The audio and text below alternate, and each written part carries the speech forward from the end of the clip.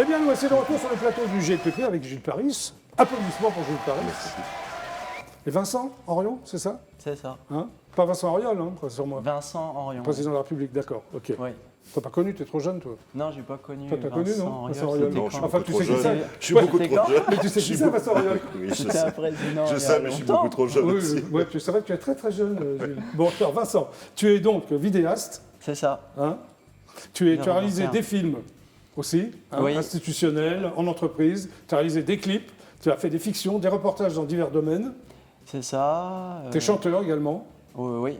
voilà. Compositeur. Reconstruction aussi d'ouvrages comme la cathédrale de Reims, c'est-à-dire, qu'est-ce que tu as fait avec la cathédrale de Reims? La cathédrale de Reims, en fait, j'ai fait plusieurs films Oui. dessus. J'ai fait un reportage sur des suivis de restauration. D'accord, Du coup, entre autres, le premier film, c'était avec la DRAC. J'avais filmé la restauration de la Reine de Saba. ah ouais, c'est sympa. Et j'avais suivi le sculpteur qui l'avait.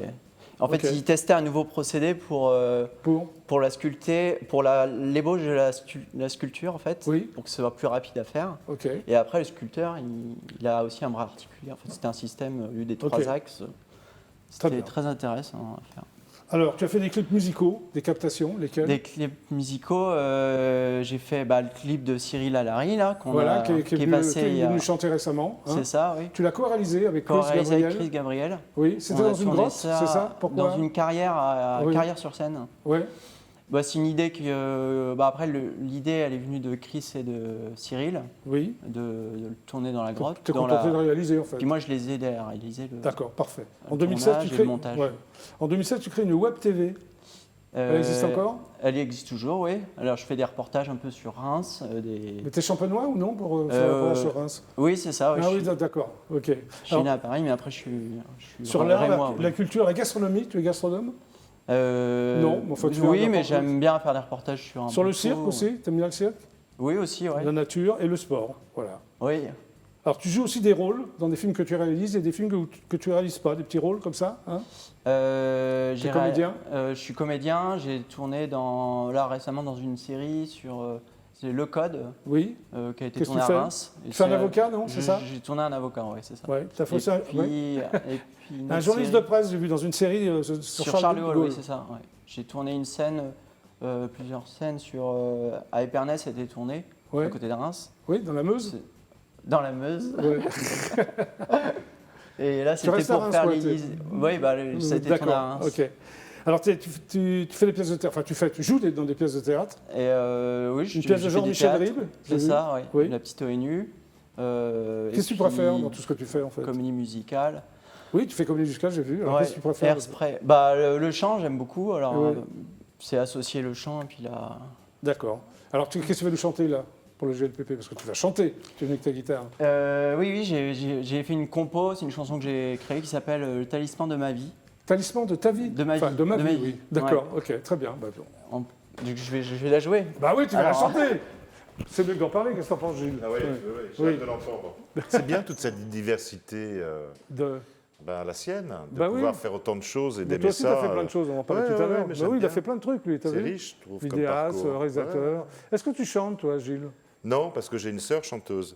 Oui, c'est vrai. Ah bon, et donc, il en fallait un dans la famille, mais pas deux. Une sœur très connue, non? Oui, absolument. Qui s'appelle Geneviève, Geneviève Paris. Paris, oui. Voilà. Elle Qui a chantait vécu quoi? longtemps au Canada, qui était la guitariste de Julien Clerc. Oui, absolument. Elle a Oui. fait d'ailleurs les premières parties du Palais des Sports. Elle a fait un duo magnifique avec Maxime Le Donc, je ne Forestier. veux pas que tu chantes. Non, On va laisser Vincent. on va qu'est-ce que laisser t'en penses? Vincent. Hein, On va tu es laisser prêt, Vincent? On y va? C'est parti. Je suis prêt.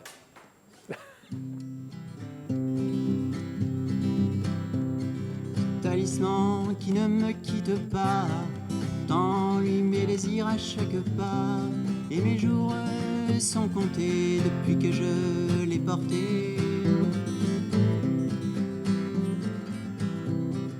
Il est pour moi un refuge contre tous ces déluges. Seul dans le silence de la nuit, je le vois qui me sourit.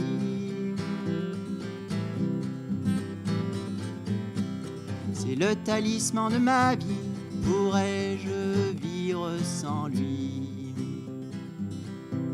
Il connaît mes rêves depuis longtemps et les dessine devant moi par des couleurs de joie et de rire, comme un enfant se met à vivre. Quand je voyage, il est devant moi, il me guide par sa voix. Quand j'ai perdu mes repères, je l'entends qu'il espère. C'est le talisman de ma vie, pourrais-je vivre sans lui?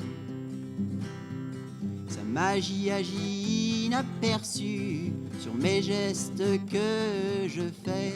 Il me libère et vient me consoler de tous ces instants loupés. Il éloigne des mauvaises influences que l'on croise dans ces endroits où les gens ne se respectent pas, où les belles histoires ne se racontent pas.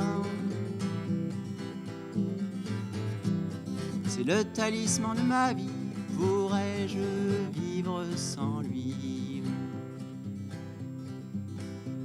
Quand cet objet disparaîtra, pourrais-je vivre dans ce monde-là? Lui qui a porté mes soucis, lui qui restait près de moi.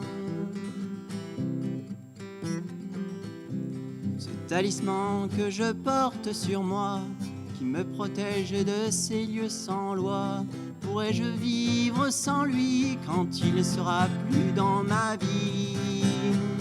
C'est le talisman de ma vie, pourrais-je vivre sans lui?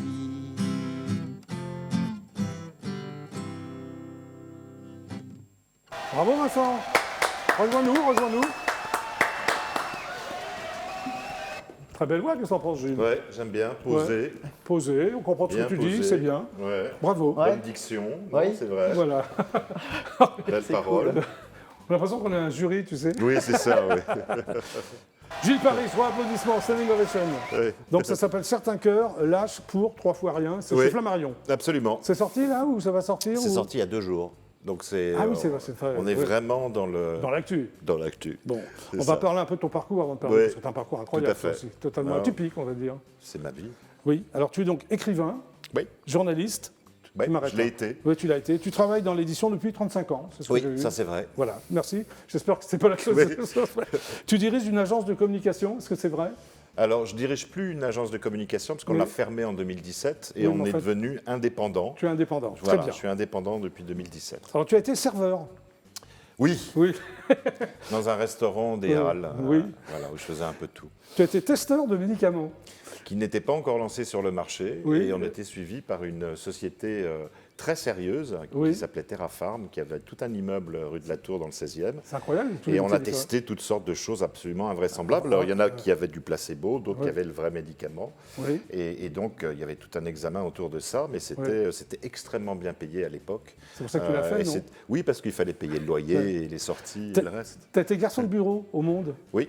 Garçon de bureau, ça correspond à quoi au Monde? Alors, en fait, c'était à l'époque où le Monde était... Non, pas du tout. C'était à l'époque où le Monde était rue des Italiens. Oui, je me souviens. Et il faut savoir à l'époque que les dépêches arrivaient par des tubes, une architecture de tubes invraisemblable. T'as connu les tubes, toi? Voilà, j'ai connu ça. Et donc, les tubes arrivaient et tombaient régulièrement à nos pieds, j'ai envie de dire. Et donc, on prenait ces dépêches et on allait immédiatement les apporter auprès des journalistes. Et on s'occupait du courrier le matin et l'après-midi. Mais comme on était 4 garçons de bureau par étage, dans le vent, je n'ai jamais autant lu de ma vie. Je lisais un livre par jour. C'est là où tu as aimé la lecture? Oui, probablement. Tu as été veilleur de nuit, c'est pas du tout pareil? Oui, c'était moins drôle. C'était dans une usine, c'était à Paris. Dans une usine? C'était une usine à Paris et je devais en faire le tour la nuit et j'avais un lit sans ressort. Et je dormais, un lit sans ressort, les ressorts étaient cassés. Je dormais à même les ressorts, pour te dire. T'avais quel âge? 17, 18. Bon, ça passe encore? Oui. Vendeur de disques? Oui. C'est fou ça. Ça, j'en étais très fier. C'était à l'époque où Chandisque, tu sais, était sur les Champs-Élysées. Moi aussi, voilà. Mais peut-être avant toi. Moi, j'étais aussi vendeur de disques au Chandisque. Je ne savais pas que c'était à Chandisque, mais je l'ai fait avant toi. Voilà, et donc je faisais venir des clubs qui choisissaient, et je leur faisais écouter les nouveautés, et ils choisissaient les disques qu'ils allaient acheter pour les boîtes de nuit et les clubs. Alors à 18 ans, tu te retrouves au ministère de la Jeunesse comme documentaliste. Oui, c'est ça. Absolument. J'avais passé une annonce à l'époque dans Le Monde. Ton armée ou au Monde, non. J'avais passé une annonce au journal Le Monde, parce que j'étais hyper copain avec les gars qui s'occupaient des petites annonces. qui ne me faisait pas payer en plus. Et j'avais mis « jeune homme, 18 ans, étudierait toute proposition ». Bon. J'ai tout eu. T'as tout eu. Ouais. Y compris, et on m'a proposé même des choses dans des films cochons. Enfin, et t'as refusé? Non, oui, j'ai refusé. Oh. Oui. Et on m'a tout proposé, des trucs invraisemblables, et notamment le ministère de la Jeunesse, des Sports et des Loisirs, qui m'a engagé comme ça. Alors tu viens à un moment donné de ta vie journaliste, spécialisé dans le cinéma et la musique. Oui, c'est ça, pendant une dizaine d'années, on peut dire à peu près. Tu étais pigiste? Oui, j'étais pigiste, absolument. Figmag, Pariscope, qui n'existe plus. Libération et l'Obs, Nouvel Observateur. Et plein d'autres supports. Je faisais vraiment... Le Figaro Magazine, par exemple, c'était quand même assez... C'était récurrent, toutes les semaines. Il se trouvait que j'étais le seul journaliste à bien parler l'anglais. Et donc, je faisais toutes les interviews de stars qui venaient à Paris. Voilà, donc ça a été très amusant à faire. J'ai des souvenirs incroyables là-dessus. Tu as été aussi attaché de presse dans l'édition et le spectacle. Oui, absolument. Alors, à propos de l'attaché de presse... Je passe à ton bouquin, tu dis « Jamais je n'aurais cru faire ce métier ». Pourquoi ? Non, parce qu'à l'époque, les copines que j'avais qui étaient attachées de presse s'occupaient de café-théâtre et de théâtre. J'en avais un peu dans le cinéma aussi. Et elle me racontait de ces trucs. Elle me disait toujours, alors tu comprends, un tel a voulu faire repeindre sa chambre d'hôtel qu'il ne trouvait pas à son goût. Il y en a une qui a demandé à ce que les meubles changent. C'est marrant, tu me racontes ça, parce que moi j'ai eu ça avec Cat Stevens, j'étais attaché de presse. Tu sais, voilà, on connaît tout ça. Voilà, exactement. Et puis, à Cannes, on m'avait raconté une anecdote incroyable. Un grand acteur américain qui ne voulait pas aller sur le tapis rouge tant qu'il n'avait pas sa marque de gâteau préférée. Et ils ont dû envoyer quelqu'un à New York pour aller lui chercher ses gâteaux. Donc, et tout ça, je me disais, c'est caprice à la con. Tu l'as fait, tu l'as bien fait. Ça va pas aller avec mon tempérament, tu vois. Voilà bien un métier que je ferai jamais. Et puis finalement, tu sors en premier roman. Il n'y a que les Schtroumpfs qui ne changent pas d'avis. Oui, c'est vrai. Bon, tu écris un premier roman qui s'appelle Papa et Maman sont morts, adapté au cinéma. Pour le premier roman, c'est pas mal. Le projet a avorté, en fait. Il a avorté, il n'a pas été adapté. Non, il n'a pas eu lieu. Le suivant s'appelle Autobiographie d'une courgette. Oui. Celui-là, il a été adapté à la télévision. Oui, et puis au cinéma. C'est plus de 150 000 exemplaires, c'est ça? 350 000. Là, tu en as 350 000. Ouais, 350 000. Et le film d'animation qui est sorti en 2016 a fait 1 million d'entrées, vendu dans 53 pays, 2 Césars, une nomination aux Oscars. Non, parce que le contrat que j'avais le contrat que j'ai eu, contrat d'édition, n'était pas très bien ficelé. Mais on s'est arrangé avec la maison d'édition et tout va bien. Voilà. Après, il y a eu Au pays des kangourous. L'été des lucioles, le vertige des falaises, c'est ça? Tout à fait, c'est ça. Un recueil de nouvelles aussi, La lumière est à moi. Chez Gallimard, absolument. Parfait. Et enfin, ton premier livre pour la jeunesse, qui s'appelle Inventer les couleurs. Inventer les couleurs, absolument. Ce que je dis toujours, c'est qu'il faut mettre toujours de la couleur dans sa vie, quoi qu'il arrive. Parfait. Bon, maintenant, certains cœurs lâchent pour 3 fois rien, on va quand même en parler, c'est incroyable. Alors, un livre sur la dépression. Alors, il faut dire tout de suite et d'emblée que c'est pas parce qu'on parle de la dépression qu'on va plomber l'ambiance. Non, du tout. Non, mais c'est ça va être parce que c'est un sujet qui est encore très tabou au sein des familles, au sein des couples, et il est temps qu'on crève un peu l'abcès de tout ça et qu'on en parle différemment. Beaucoup de gens s'en sortent, et je crois qu'il faut le dire aussi. Oui, j'en suis la preuve vivante. C'est incroyable, je ne savais pas du tout que tu étais en dépression, on se connaît un peu, mais enfin, tu le cachais à tout le monde ou... Oui, pratiquement. Je te dis, même mes amis d'enfance, quand ils ont découvert que je publiais ce livre, n'en revenaient pas. J'ai toujours été très secret là-dessus. C'est incroyable, tu es tombé 8 fois dans la dépression, c'est quand même énorme, et 8 fois tu t'es relevé. Oui, ça dure 30 ans, tout ça, c'est la moitié de ma vie. Oui, c'est énorme. Alors tu dis, une dépression ne ressemble pas à une autre. Non. Pourquoi? Parce qu'on est unique, tout simplement, parce qu'on est unique. Et donc, on ne vit pas les choses de la même manière. Et les gens qui s'en sortent la plupart du temps trouvent quelque chose en eux. C'est-à-dire qu'on peut se laisser aller, on peut se laisser couler, mais il y a un moment donné, à force de toucher le fond, il n'y a qu'une chose à faire, c'est de remonter. Et donc, il faut qu'on trouve tout ce qui peut nous aider à remonter. Voilà. Pour moi, ça a été le sport, j'ai fait de la peinture sur verre. Tu as fait plein de trucs, quoi. J'ai pas arrêté de faire des trucs. L'essentiel est de faire, justement, et de ne pas se laisser aller. Dans le bouquin, tu tentes de comprendre l'origine de cette mélancolie, c'est ce que tu dis. Oui, parce que j'ai fait un gros travail d'analyse avec un psychanalyste, 25 ans pratiquement. Et donc, je trouvais que ça méritait la peine de faire... comme un relais qu'on passe à quelqu'un d'autre, tout ce que m'a appris au fond ce psy et tout ce que j'ai appris sur moi, parce que c'est un travail sur moi, j'aimerais bien, comme un relais, le faire passer à quelqu'un d'autre. Voilà. Alors il y a une phrase de Virginia Woolf au début de ton bouquin, qui « Rien n'existe tant qu'on ne l'a pas écrit ». Ce qui est la preuve de l'histoire, puisque si je ne l'avais pas écrit, personne ne le saurait, ou quasiment pas. Alors, tu dis que ce livre n'est pas une autobiographie, c'est important. Non, parce que c'est 30 ans de ma vie et j'en ai 61. Et tu dis des éclats de vie pour mieux comprendre les méandres de la dépression. Oui, c'est très centré sur ce que j'ai traversé. Il y a un dernier chapitre qui s'appelle « J'aime oui, qui est tout ce que j'aime et qui ressemble beaucoup plus à ma vie au quotidien. Oui, mais je vais t'en parler qui à la fin. Qui serait presque un questionnaire de Proust qu'on devrait poser à tout le monde, d'écrire sur une feuille de papier tout ce qu'on aime, vraiment. Alors, puisque tu en parles, il y a un truc où je suis d'accord avec toi. Ouais. Le point commun qu'on a, c'est que j'adore les gaufres de chez Meurthe. Oui. Alors, on va expliquer les gaufres. Meurthe, c'est à Lille, c'est ça, hein, c'est des gaufres spéciales, c'est pas la gaufre qu'on trouve. Alors, il y a maintenant, il y en a à Paris, tu sais. Oui, mais c'est moins bien. Mais bon, c'est moins bien. Moi, je préfère celle de Lille aussi. Là où je suis pas d'accord avec toi, c'est le Malabar rose. Hein. Ah bah ça me rappelle les toujours fraises mon Tagada enfance. Et les crocodiles Haribo, ça c'est chimique ça. Ouais, mais c'est bon. Mais c'est la fin du livre. C'est dégoûtant, c'est tellement dégoûtant que c'est bon. Les taxis de Capri, pourquoi? Parce qu'ils ont un toit flottant et que j'ai jamais vu des taxis pareils. C'est d'une beauté, on se croirait dans les années 50. C'est des grandes voitures américaines avec des toits flottants, c'est d'une beauté absolument. Alors il y a un truc qui m'a fait rire, tu aimes les porte-clés encombrants pour ne pas perdre les clés. Oui, exactement, parce que sinon je les perds. Oui, c'est ça, exactement. Les pélicans sur la plage au Mexique. Oui, parce qu'il y en avait beaucoup.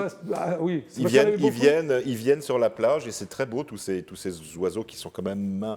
Un pélican, c'est imposant, c'est pas un moineau, tu vois. Donc, et finalement, j'ai relevé aussi Steve McQueen, mais en short. Bah oui, parce qu'il est tellement beau, il est tellement bien donc foutu. Donc tu préfères en short, quoi. Ah oui. Voilà, c'est à la fin du bouquin, donc ça va faire rire. Revenons. Bon, alors tu as eu un vrai problème avec ton père, quand même pire qu'un problème. Hein. Oui, j'avais un père... Je me permets d'en parler parce que tu en parles. Non, mais tu peux, il faut le dire, j'avais un père colérique. Alors il y a un truc... Les gens qui se mettent en colère, souvent, on pense à ça, on pense autour de soi. Souvent, les gens qui se mettent en colère pour des raisons qui ne sont pas celles pour lesquelles ils se mettent en colère. Ça remonte à des choses plus en amont et plus anciennes. Et évidemment, il a des colères et il dépasse, au fond, tout ça à travers sa colère. Il y a une phrase qui m'a sidéré, enfin, je ne sais pas si c'est le mot. Je te cite, je me permets. Oui, tu peux. Je ne commencerai pas cette lettre par « Cher papa, rien de toi ne m'est cher ». Non.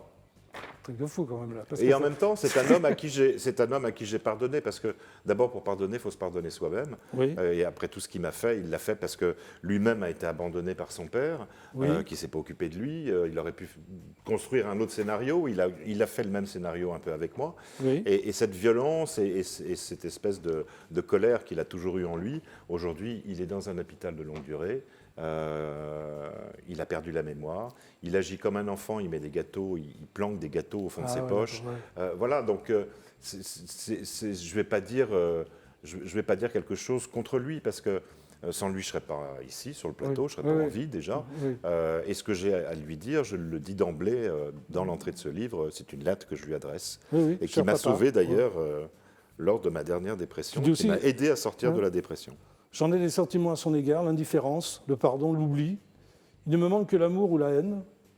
C'est ça. Hein. Je l'ai cherché avec des hommes de son âge, mais l'ennui a pris le dessus. Oui, absolument. Oui, parce que de toute façon, ça, c'est des erreurs de jeunesse, de passé. J'ai recherché le père longtemps, oui, absolument. Oui, et dans mes relations, même amicales, pas seulement affectives. C'est une thérapie, ce livre, pour toi? Oui, non.